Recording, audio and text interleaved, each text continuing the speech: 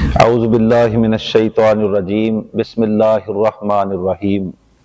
हम में से कौन है जो इंग्लैंड को नहीं जानता, जो यूके को नहीं जानता, या किसी ने इंग्लिस्तान का नाम ना सुना हो। ये वही इंग्लिस्तान है जिसने 1857 से लेकर 1947 तक बर्रे सगीर के मुसलमानों पर जुल्म जूर के पहाड़ तोड़े।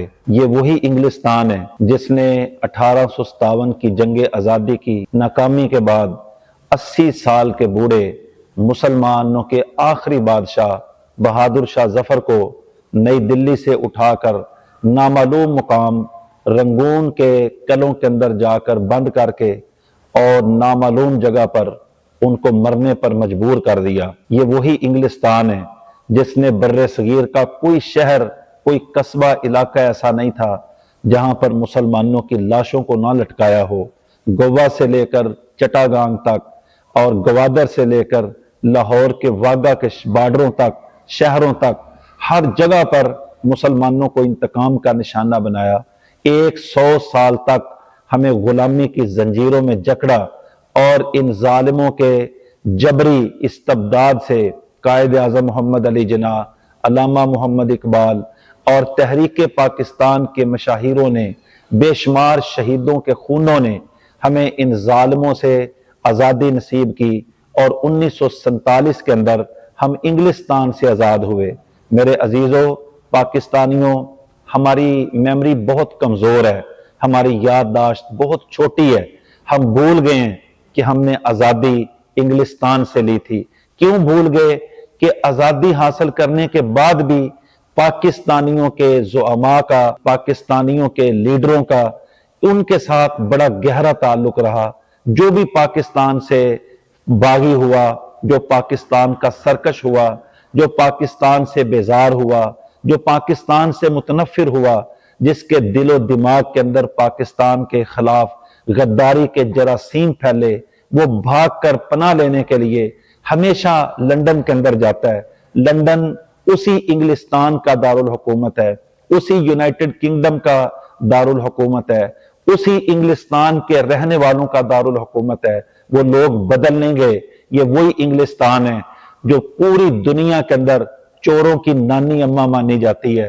पूरी दुनिया से चोर भागकर जब भी जाते हैं, सिर्फ पाकिस्तान के नहीं, सारी दुनिया के चोर जब भी भाग के जाते हैं वो लंदन के अंदर ही जाएंगे, इंग्लिस्तान के अंदर ही जाएंगे।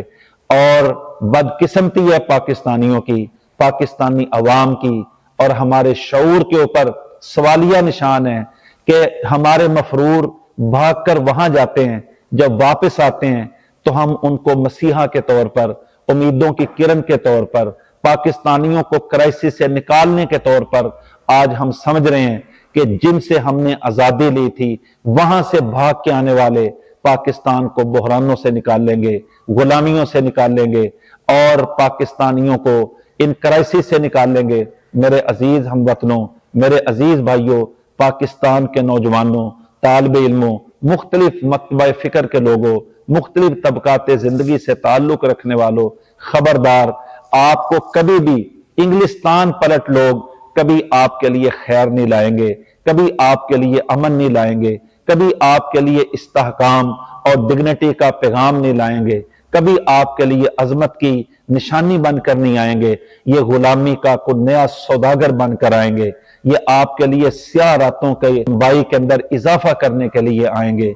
ये पाकिस्तान पर नई इंटरनेशनल एस्टेब्लिशमेंट के जो एजेंडा है उसको इंप्लीमेंट करने के लिए तो आ सकते हैं, ये कभी आपकी भलाई के अंदर नहीं आ सकते। मेरे भाइयों, पाकिस्तान के अवाम थोड़े होश के नाखून लें। आप देखें, जो भी पाकिस्तान से भागता है वो लंदन क्यों जाता है? अगर कोई BLA का मफरूर भागता है तो लंदन जाता है, अगर कोई कराची का गद्दार भागता है तो लंदन जाता है, अगर किसी वजीर आजम के बच्चों की परवरिश हो रही है तो लंदन के अंदर हो रही है, अगर कोई 3 मरतबा वजीर आजम रहने वाला भाग के जाता है अपनी बीमारियों के झूठे बहाने बनाकर, वो लंदन के अंदर जाकर मुकीम रहता है और वहां जायदादें बना लेते हैं। एक बहुत बड़ी निशानी आज मेरी याद रखें और अपने दिलो दिमाग के ऊपर पेवस्त कर लें। हमारे जिस लीडर की और जिस एस्टेब्लिशमेंट के बड़े से बड़े की भी जिसकी जायदादें लंदन के अंदर हैं, जो भाग भाग कर लंदन जाते हैं, जो रिलैक्सेशन के लिए लंदन जाते हैं, जो आराम के लिए लंदन जाते हैं, जो सस्ताने के लिए लंदन जाते हैं, पाकिस्तानियों उसको रिजेक्ट करना अकल की इलामत है, उसको रद्द करना कौमी तशख्खुस की इलामत है, उसको रद्द करना इंशाअल्लाह पाकिस्तान के इस्तेहकाम का सबब की इलामत है। हम इंशाअल्लाह मुस्तकबिल के अंदर, मुझे उम्मीद है, इस बड़ी निशानी को याद रखेंगे और लंदन पलट लोगों के साथ कभी मोहब्बत और हमदर्दी का इजहार नहीं करेंगे। अल्लाह रब्बुल आलमीन हमें समझकर सच्चा पक्का मुहिब्बे वतन पाकिस्तानी बनने की तौफीक अता फरमाए।